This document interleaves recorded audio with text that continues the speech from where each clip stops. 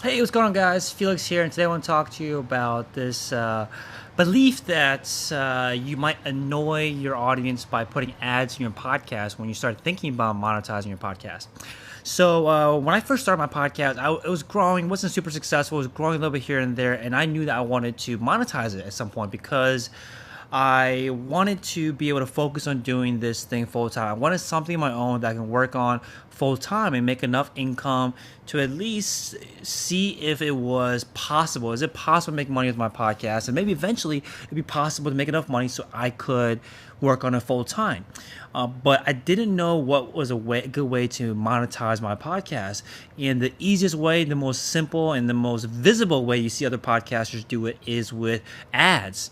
And I had this. I was on one side, I wanted to make money from my podcast. On the other side, I think a lot of people can empathize with this fear that maybe you don't deserve yet to put ads on your podcast. Maybe your audience should keep on getting free stuff from you, and that you should never feel like you deserve to benefit from the value that you're creating with your podcast, with the content that you're creating. And I had this kind of false belief, this invisible dialogue in my head about whether I deserved enough for a long time. And I didn't know what to do. Right? I was stuck in this spot. And what I started doing was I started paying attention to what other top podcasters were doing. How were they making money with their podcast in a way where they're still growing their audience? Their audience wasn't, getting pissed off at them and abandoning them because the ads were on the podcast. I was listening to some podcasts, like, Joe Rogan's podcast is a really popular one that has like 10 minutes of ads. How come he can do, what is it about certain podcasts that allows blatant kind of advertising and advertising that could take 10 minutes? I didn't want to do a 10-minute advertisement. I want to do a 30-second ad, but I couldn't get over this belief that I didn't deserve to do it, that I would annoy my audience by doing it.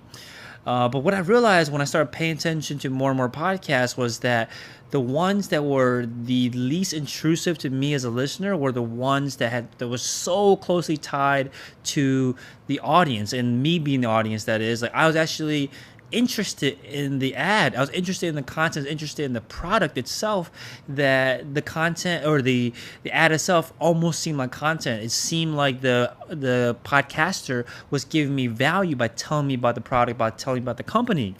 And I started recognizing that a lot of successful podcasts that I knew were profitable because they were growing, they were reinvesting into their podcast.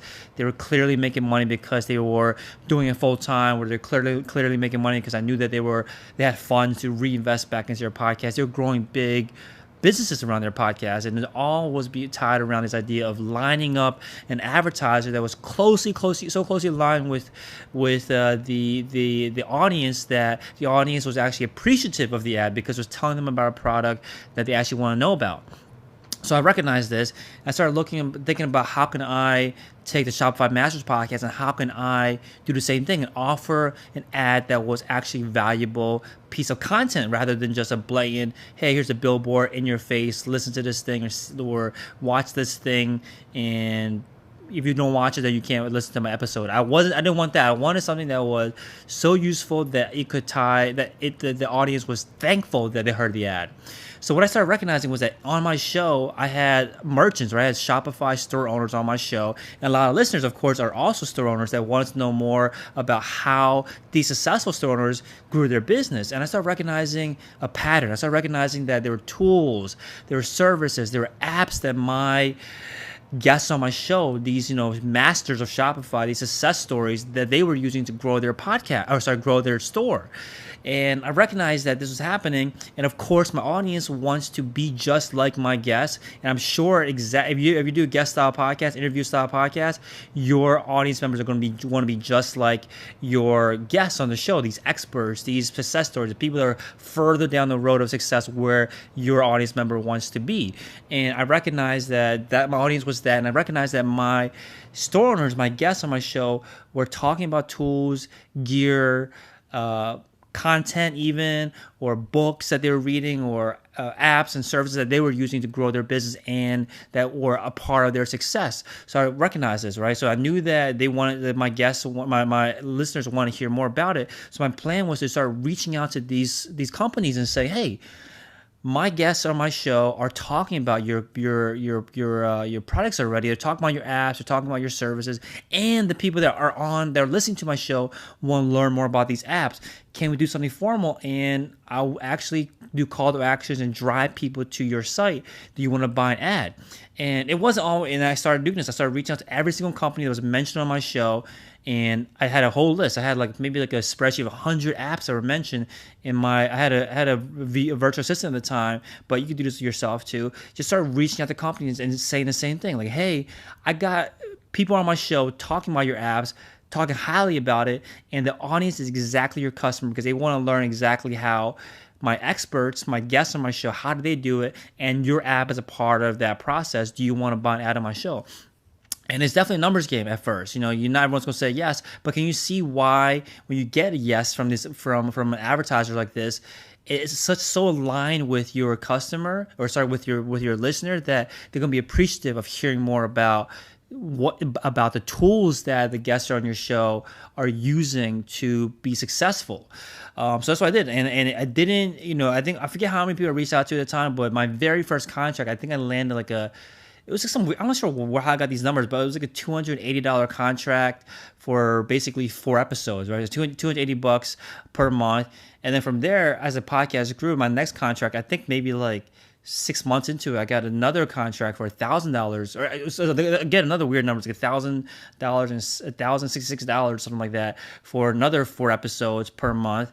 So I was making about $1,000 per month, and that lasted for like a 6-month contract. And since then, I kept on growing because I was finding. I was creating content. I was creating ads that were seen as content, that were seen as valuable by my listeners, and because I was priming my listeners, I was getting them used to hearing about these ads. The podcast itself became more attractive to advertisers. People that came on my show knew to talk about the tools that they use, and it kind of created this cycle of talking and promoting products organically. And that's how you find advertisers to put on your show, and you don't have to feel like you are being intrusive. You don't feel like you're annoying your customer. And that's what I learned. I learned that it doesn't have to be kind of a zero-sum game where by me putting an ad on my show, I get something, my audience loses something. I realized that you can always find a middle ground. You can always find a middle ground.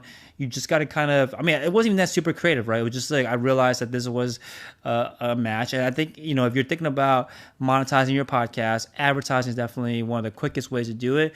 And the first thing you can do is just try to identify, like, what are the tools that the people on your show are coming on? What are they using? What are the books they recommend? They're buying things, right? If they're an expert on your show, you brought someone on that knows their stuff, they're doing something. And maybe you're not doing an expert kind of style podcast, but if you have a personality on your show, or maybe just you, like, what are the things that you use, right? That you use, that you want to tell more, that you want to talk to tell your audience, right?